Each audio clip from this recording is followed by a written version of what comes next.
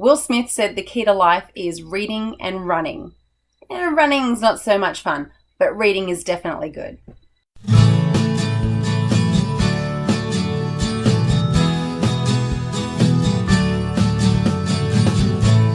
Hi everyone, welcome to Talk and Chalk. Thanks for joining me today for this video. If you haven't seen all of my description links and everything, bio, whatever, it's in the description below. You can click to subscribe, whatever. I want to jump straight into these books today. So I want to show you some of the books that I think you should definitely have in your classroom from preschool right through to year 12. Any books can apply.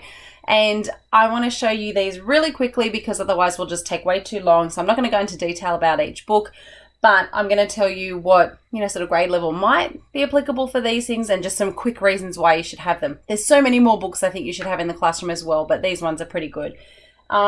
Let's start with Preschool. I found this in Kmart for $4. Peekaboo poo! It's actually a crack up to read this. So it's all about, it says Alfie has a present for you. And you see them looking in different places.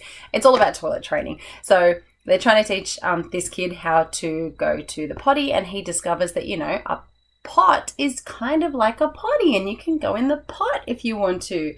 Or, grandpa's flower pot or dad's shoe.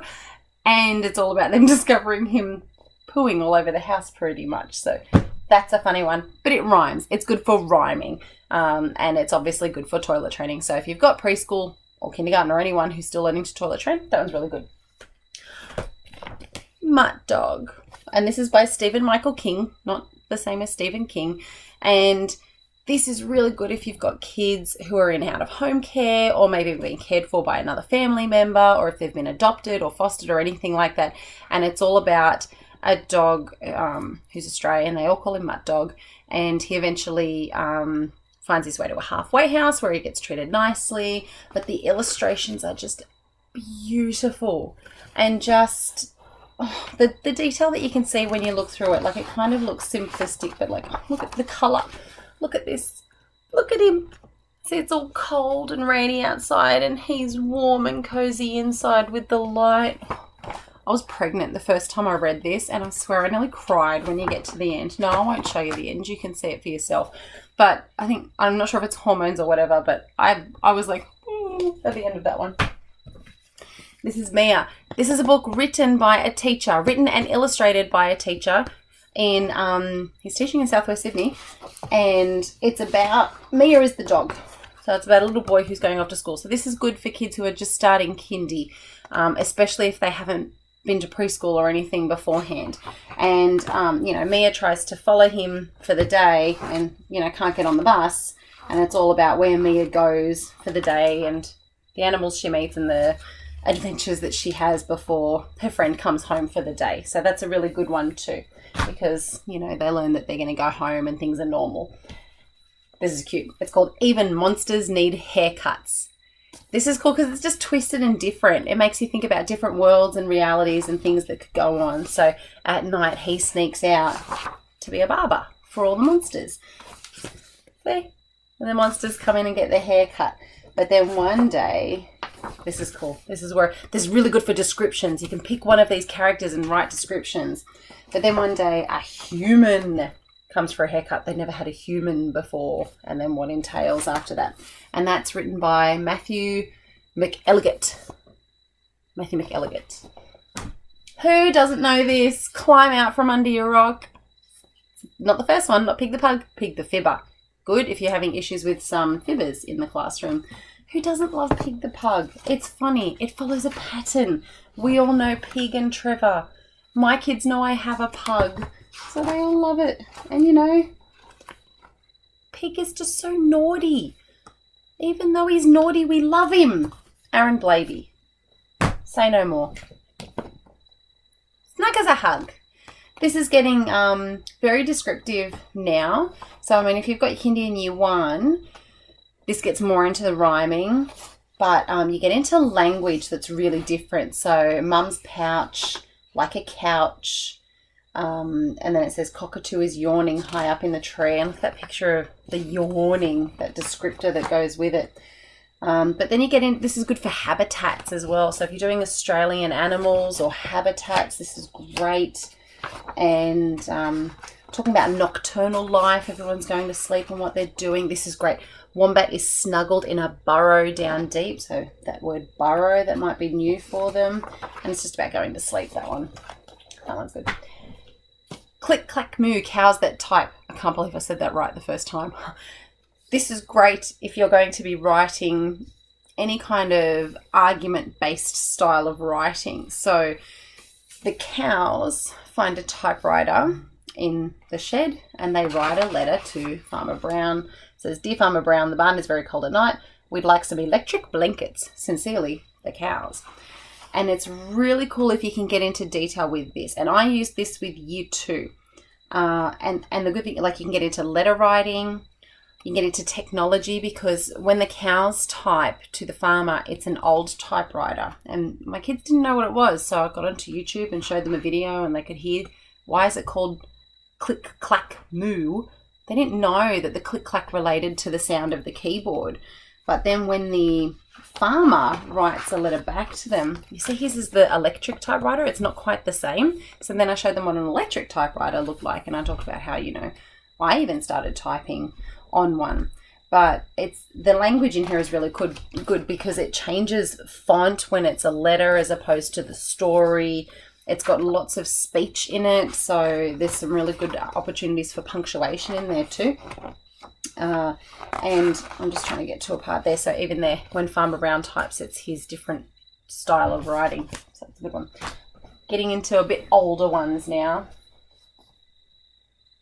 Do I really need to explain why you need this in the classroom? If you're one of our younger teachers, not pre-2004 accreditation, do you like green eggs and ham? I do not like them, Sam. I do not like green eggs and ham. It's green eggs and ham, people. Have it in your class. Seuss. Fearless. The illustrations in this are amazing. Colin Thompson. And you can see my kids have read this over and over again because the pages are ripped and torn and everything. But it starts off with a lovely family and they go and get a dog. But they talk about how sometimes they're not named the right thing, or you don't end up with the right names. They've got all these animals here. Oh. It's a big book. So this one here that looks a bit scary is called Cuddle Pie. This really lanky one here is called Tubby. And then you've got a little puppy over here, just waiting for a home. So they take him home and they call him Fearless. So I'm just trying to get to the right page. There he is. Fearless. See, this is the new family.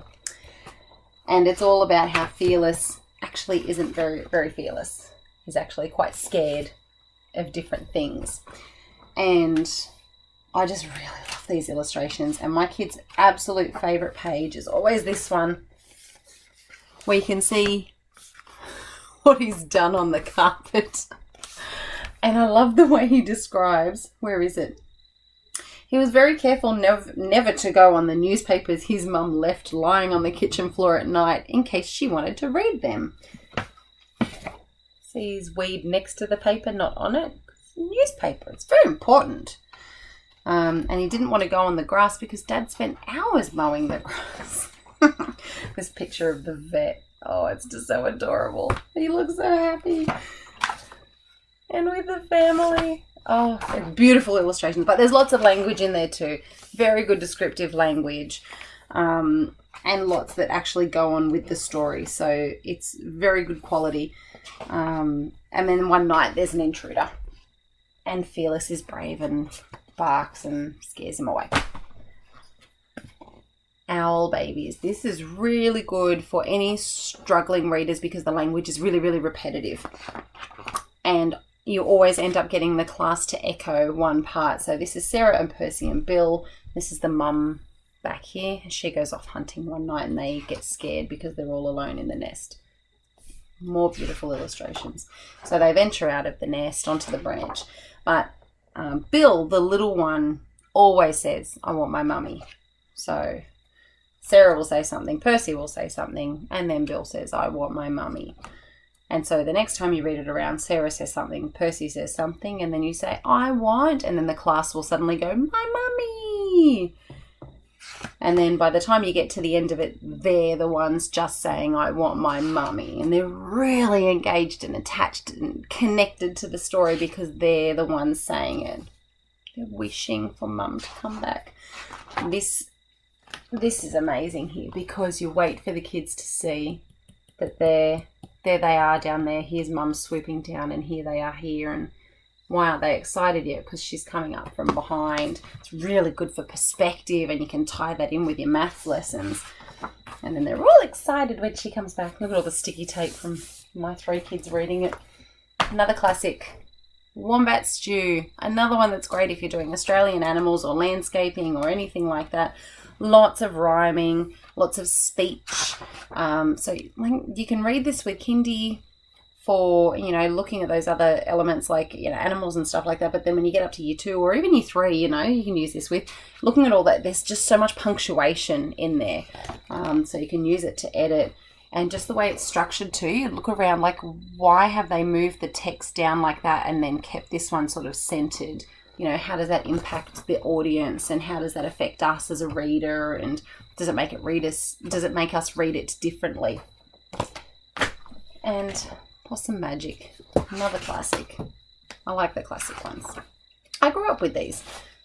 But, how can you go past these illustrations? Even with a computer now, I really, just by hand and everything. It's a classic story. If you don't know what Possum Magic is about, seriously, go and get it.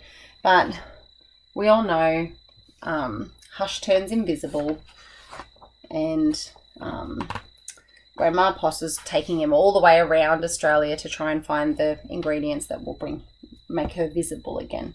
So they try all different things like Anzac biscuits and pumpkin scones and minties and a Vegemite sandwich, and all of a sudden she starts to appear again. And just the travelling part and colours. This is so good for colours and more language, more descriptions. And that's getting into year 2, year 3. You'd easily do that with year 4 as well if you really wanted to break it down. You can do it any grade, really. I'm going to move on to some more chapter booky type ones. George's Marvellous Medicine. I know there's lots of Roald Dahl books that are great. And BFG obviously is good because it's got the movie as well. So you could use that at the end and then, do Venn diagrams about the differences between the book and the movie and everything. I just love George's Marvellous Medicine because it's funny. There's so much funny stuff in there that make kids laugh. And there are illustrations in there as you go through, like standard illustrations that you get by, is it Quentin Blake? Quentin Blake. And I'm trying to find another one. So, George has this horrible grandma who has to have a medicine every day and he's been put in charge of doing it. I think he runs out and then he makes this horrible concoction from, paint and shoe polish and toothpaste and things like that. And it ends up making grandma grow. And she ends up growing so big that she bursts through the ceiling. And then he decides to give it to the chickens. And the chickens start to grow as well. They're trying to replicate this. The dad comes back and the dad doesn't really care that grandma looks like that because he's like, we're going to make a fortune off the massive chickens.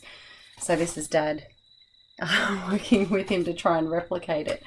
But it doesn't quite work the same. The chickens don't grow the same. So, obviously the mixture isn't quite right. And this is great because you could write recipes and procedures and you could try and describe those animals if they change or those ones, or write a story about what would happen if you made a medicine and gave it to grandma. There's just so many things that you can do in that. But the fact that it's a chapter book as well, so you can take your time, analyze chapters, analyze paragraphs, edit, punctuate, create a different ending if you want to. What's different that's going to happen to grandma as it goes throughout the story. It's Roald Dahl. Okay, every class I'm sure already has Captain Underpants. And the reason this is so appealing to kids is it's got that comic style, and this is really good for reluctant readers. If you've got any reluctant readers, even in secondary, comic book style appeals because the pictures automatically tie in with them. It makes it easy to decode. The fact that it's got a speech bubble and not speech marks makes it easier to read and tie into the story. Having it segmented like that in the squares makes it easier for our kids with Erlands or ADD or, any of those sight-related issues, dyslexia, those sorts of things. Having things like that helps kids track the story and track the writing, as opposed to that page full of text that will look like a blur to them. This is good for them because it structures it for them. And when you've got books like this that has a combination of the text and the comic style, it's a good transition for them to get into a chapter book.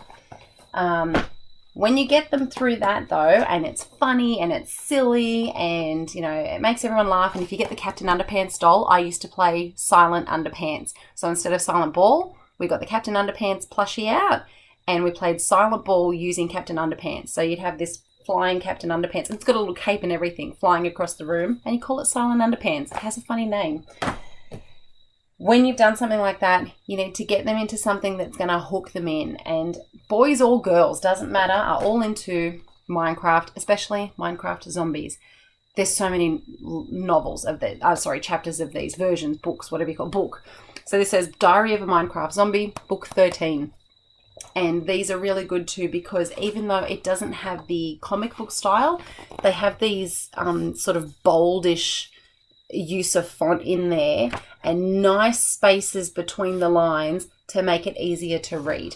So those kids that are, strugglers or reluctant will find it easier to get into a chapter book using these. So as you go through, you see Saturday. It's an easy, recognizable word. It doesn't say chapter. It doesn't have a strange name for the chapter or whatever. But I mean, look at the writing that's on here. These are like the sounds that they make in a game and everything. So it's good for onomatopoeia, because they already know what those sounds are if they play the game, and then they can put a visual to those sounds. Diary of a Wimpy Kid, just because it's hilarious. And again, it's got that good combination of comic sort of style with text. Having the lines on there is a good transition too. That could be trickier for some of our kids with sight issues, having the lines on there. It just depends on what their needs are, obviously. But this one doesn't have, the boxes around the images. So again, it's another transitionary sort of one.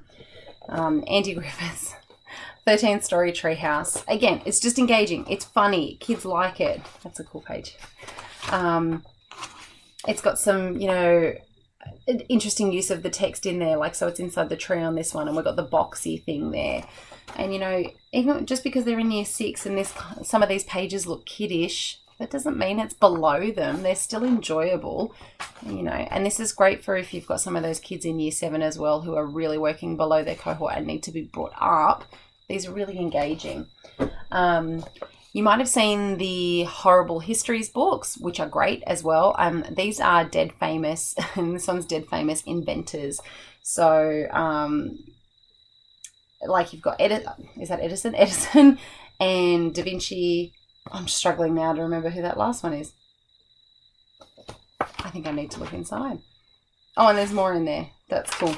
So on this one, we've got Leonardo da Vinci, James Watt, George Stephenson, Thomas Edison, Alexander Graham Bell. Oh, that's him. And the Wright brothers. And then they've got some other random chapters in there as well. These ones are funny though, because just the word dead on there seems to appeal to some kids. They like the horror thing. So knowing that these inventors are now dead is kind of the appeal. But again, this is now the kids that, are moving away from that comic style and more into the text. So you can see it's quite a small font. This is definitely for older readers. And there's tons of different versions of these, just like the Horrible Histories. There's different books of these ones as well. And I think I found this one in book club. Okay, and my last one today that I'm going to share with you, and this is not just this one, but just this style of book. Every class needs to have. Kindergarten through to whatever, probably even preschool I think might be able to handle it. Where's Wally? Or you can get the other ones that are called, I think, Spot It. They're called Spot It. Similar thing where you've got to find something in a mixture of other things. And no, it's not necessarily a story. However, there is some text there, and they need to use the text to be able to find things on there. And this is absolutely going to be great for hooking in those kids that don't even want to open up a book. Those kids that have just gotten into this habit of hating reading so much because it's either too hard or not engaging enough that they don't even want to open a book, they will open these.